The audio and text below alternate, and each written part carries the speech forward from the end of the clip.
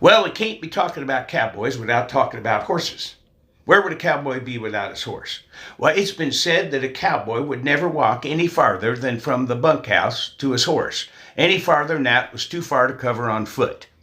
Well, the horse made it possible for the Americans to tame the Old West. It pulled the wagons. It helped them herd the longhorns up the trail.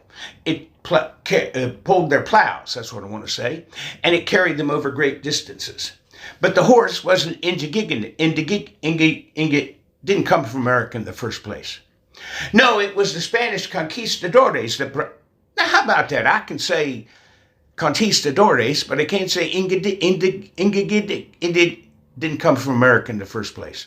Well, it was the Spanish conquistadores that first brought the horses to Mexico in the early 1500s.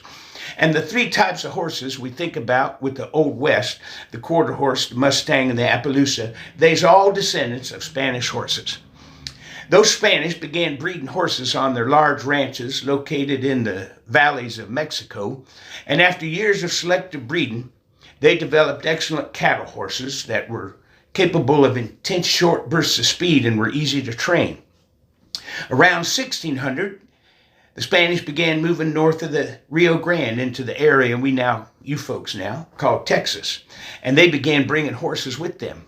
And when they came, the people who lived on the plains out there, who you folks call Indians, saw those horses and they said, "Woo-wee, that's a fine animal. Can we get some of those?" And so they bartered and traded and they got horses. And over time, they became excellent riders themselves, the Indians did.